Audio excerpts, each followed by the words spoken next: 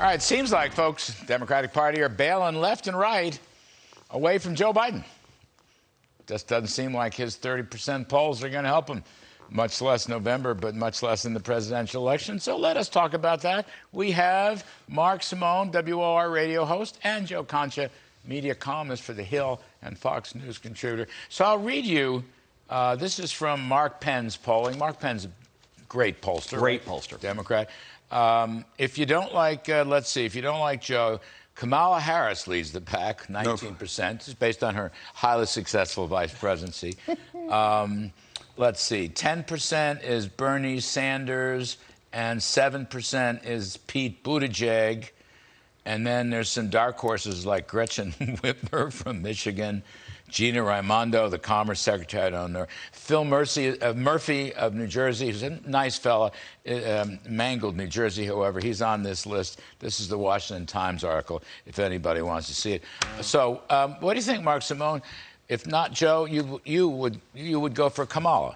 Oh, definitely. She. One good thing about the Democratic Party, you don't have to have accomplishments, you don't have to have success, you don't have to have done a good job. Nice smile, a few gimmicks, slogans, you're all set to go. Hey, all of these people better watch out because Hillary Clinton, the Norma Desmond, the old woman of Sunset Boulevard, is going to make a comeback, and you better not get in her way. Joe, help me on that. Norma Desmond. Oh. By the way, Hillary's 10% in this poll. Well, wait till she gets done with the rest. She's tied with Bernie Sanders. She's got Russia hoaxes, all kinds of things ready to go. Kamala Harris, is that your candidate if Joe can't make it? Is that a rhetorical question? Of course not. Do you see her anymore? You'll find Liz Cheney at Mar-a-Lago before you find Kamala Harris in front of any microphone, right? So somebody told me Kamala was appointed the climate czar for the Caribbean today. Is that right? I just heard that. I don't, please. And doing a heck of a job. The weather's nice down there. Well, they need a climate czar for, right? So, yeah, she's handling the border. I didn't mean She's handling voting, right? Everything has gone not so well. She is a horrible communicator, as we know. I'm making all very obvious points. To your point around Hillary, I think she looks at the field and says, why not me, right? I mean, I was Secretary of State, I was a senator, I was a presidential candidate, I did win the popular vote in 2016.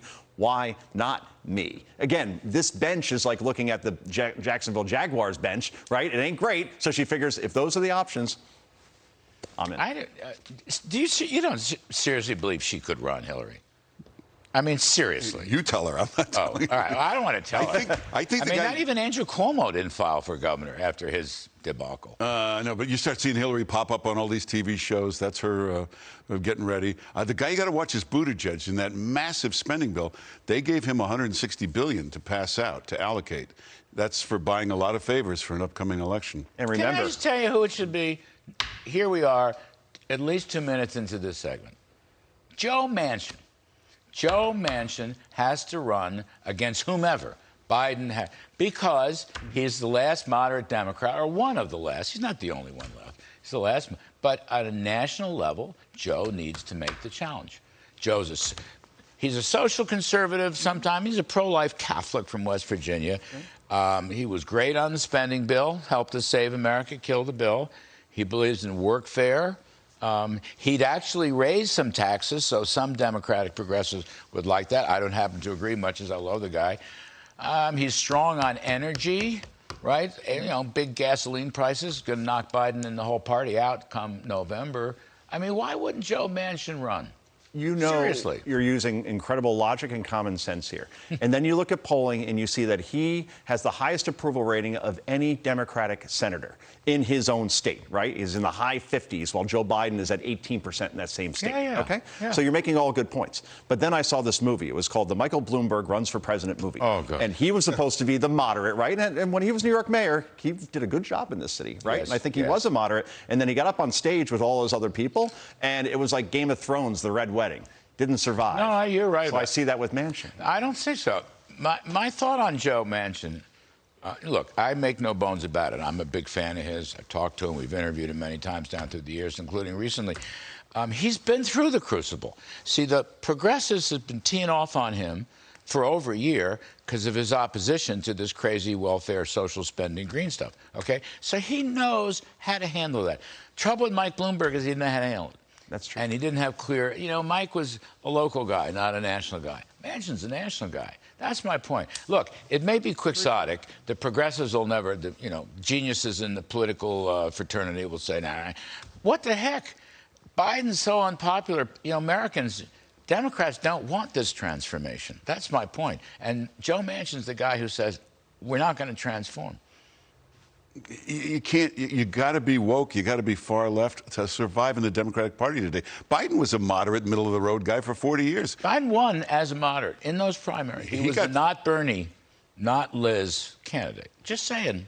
He had to convert. We got a New York governor who was a champion of the NRA. She was a middle of the road. Was she? Oh, yeah. I didn't know She's got that. high ratings from the NRA. Hochul, yeah. Hochul. Now she's got to pretend to be a woke crazy to keep her job. And give $1 billion for the Buffalo football stadium. Joe Concha, I appeal to your common sense, okay, as a longtime columnist. I mean, I don't know if Manchin would do it, but I just think people should think about it. And the more people who think about it and talk about it, the more Joe Manchin might be interested in it. Anyway, it's great fun, because it's such a boring story. I mean, Phil Murphy, lovely man, by the way, personally lovely man. And he's wrecked New Jersey, okay? He's continuing to wreck New Jersey. Yeah, what we need here is big taxes. I mean, I'm sorry, because he's a lovely man. But somebody should step in and have a different point of view. Well, a #1 radio show in New York named Mark Simone was telling me in the green room that Joe Manchin is raising money to run for president, right? Oh, I didn't even know that. Well, if anybody will throw a fundraiser, he'll show up. He can always use that money for any other campaign. But It's possible. He is running. He has a West Virginia Senate race coming up. But I think the best candidate is somebody that very few people have heard of before, and that's Andy Beshear in Kentucky.